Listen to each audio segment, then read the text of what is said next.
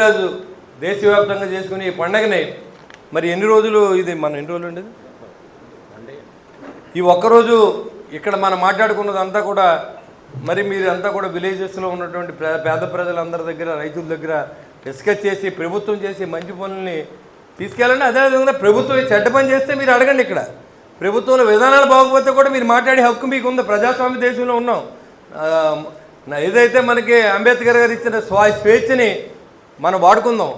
ఇక్కడ మీరు పడి ఇబ్బందులు కూడా తెలియజేయచ్చు. సార్ మా ఊరిలో చాలా ఇబ్బంది పడుతున్నాం, పలానా సమస్య ఉందంటే ఆ సమస్య పరిష్కార దిశగా మనం చేసుకోవడమే ఇవాళ పంచాయతీ వ్యవస్థలో మీ నుంచి వచ్చినటువంటి అర్జీలు స్వీకరించి దాన్ని ప్రభుత్వంలో చట్టంలో చేసి చట్టసభలు చేసి బాధ్యత కూడా మనకు ఉంది. కాబట్టి మీ యొక్క ఇబ్బందులు కూడా తెలియజేయండి.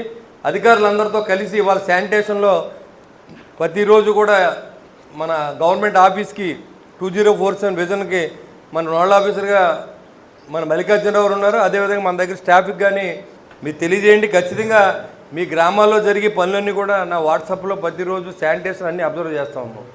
ఏ గ్రామంలో జరగకపోయినా మీకు ఇమీడియట్గా మేము కాల్ చేస్తాం. అది మీరు అన్నీ క్లియర్ చేయవలసింది కోరుతా ఉన్నాం. అదేవిధంగా మీకు వచ్చి సమస్యలన్నీ కూడా మరింత బాధ్యతగా వ్యవహరించండి. ఎవరు రైతులు అయితే చిరాపడడం కానీ ఆన్లైన్ చేయాలని డబ్బులు అడగడం కానీ పశువుల కోసం ఇబ్బంది పడే వాళ్ళు రైతులను కానీ పశువుల మీద ఆధారపడిపోయే రైతులను కానీ ఈ ప్రభుత్వం ఏ విధంగా ఆదుకోవాలనేది మీ యొక్క గైడెన్స్ కూడా మేము కోరుతా ఉన్నాం. మీతో నేను ఎవ్రీ 15 days కూడా టచ్లో ఉంటాను. మరి ఎండిఓ గారికి అదేవిధంగా మల్లికార్జునరావు గారికి ఎంఆర్ఓ గారికి కూడా చెప్తున్నాం. ఎవ్రీ 15 days సెక్రటరీస్ అందరితో మీటింగ్ పెట్టి ఆ గ్రామంలో సమస్యలు తెప్పాలి, ఆ గ్రామంలో ఉన్న సమస్యలు మనం తీర్చాలి.